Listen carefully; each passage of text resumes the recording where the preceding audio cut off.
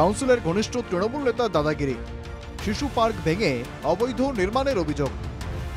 মহেশতলা পুরসভার 24 নম্বর ওয়ার্ডের মেমানপুর কালীতলায় প্রায় 20 বছর আগে শিশুদের জন্য পার্ক তৈরি হয়। এখন সেই পার্ক ভেঙে অবৈধ নির্মাণে অভিযুক্ত স্থানীয় তৃণমূল নেতা পলাশ সর্দার। অভিযোগ, বাধা দিতে গেলে তৃণমূল নেতার অনুগামীরা মহিলাদের অশ্লীল ভাষায় আক্রমণ করে।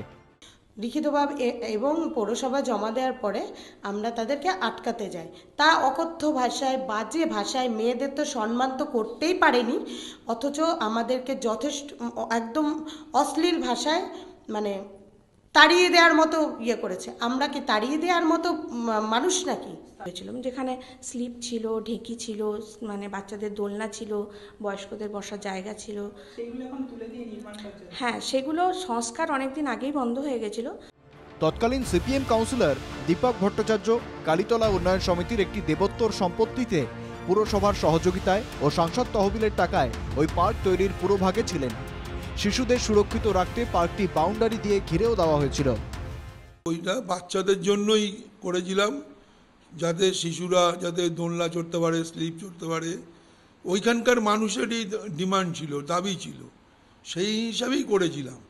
আর ওই খেলার মাঠ, ওই দুর্গাপুজোর ওই মাঠটাকে মাটি ফাটি ফেলে উঁচু করে দিয়ে চারিদিক দিয়ে পাঁচিল দিয়ে ঘিরে, এমপি ল্যান্ডের টাকাও আছে, পৌরসভার উন্নয়নের থেকেও কিছু টাকা দিয়েছিল। সেটার আমি জানি না, আমাকে না দেখালে বা না বললে আমি বলতে পারবো না। এটা নিয়ে আমাকে চিঠি দিতে হবে বা বলতে হবে, আমি তারপরে ইন্সপেকশন করিয়ে এটা ব্যাপারে বলতে পারবো। অভিযুক্ত পলাশ সর্দারের সঙ্গে নিজের যোগাযোগ অস্বীকার করেছেন তৃণমূল কাউন্সিলর। তার দাবি, যা করছে উন্নয়ন সমিতি করছে।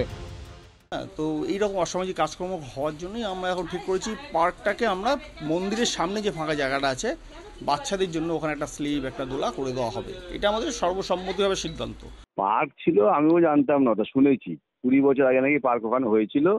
তো পার্কটা কেউ ব্যবহার করতো না, পড়েছিল ওরকম, কিন্তু ক্লাবের জায়গা, সমিতির জায়গা, এটা এর মধ্যে তো আমাদের কোনো ব্যাপার নেই।